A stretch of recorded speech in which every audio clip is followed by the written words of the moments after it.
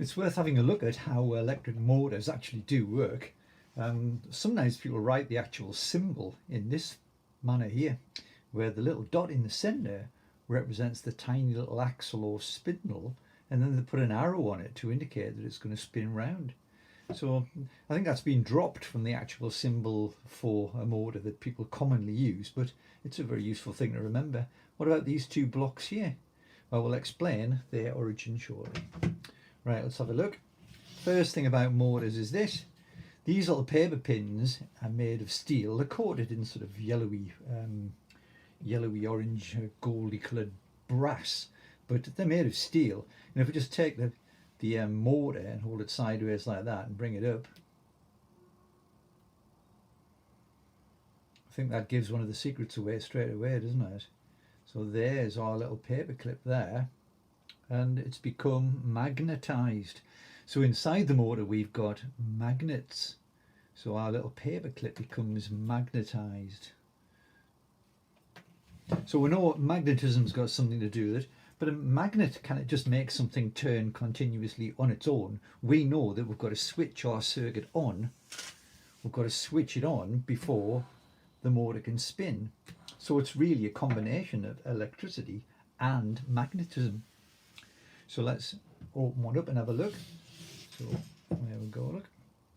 So this is a different electric motor which I've taken apart, and that's just sort of a holder to keep the little axle in line.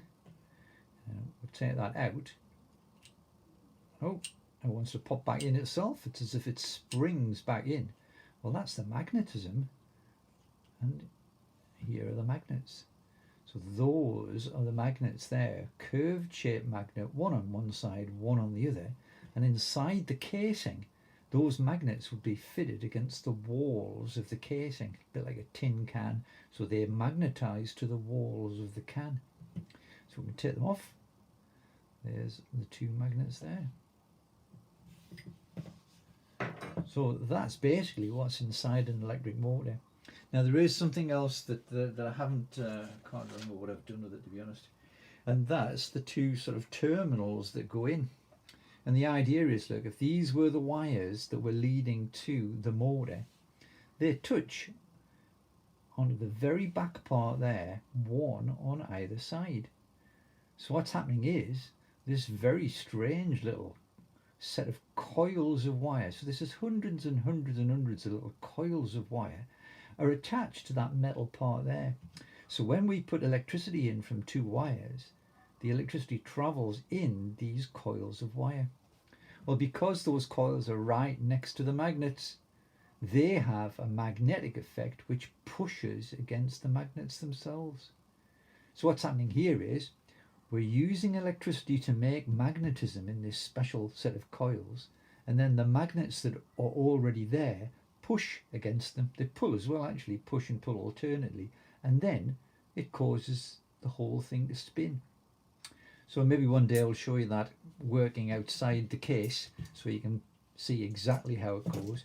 But electric motors work by a combination of electricity and magnetism, and it's as if electricity plus magnetism produces motion.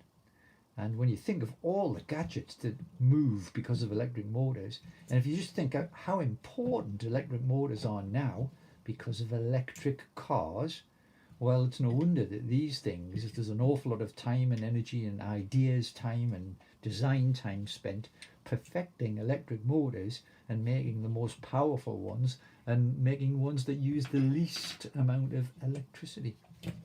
So that's our little introduction to electric motors.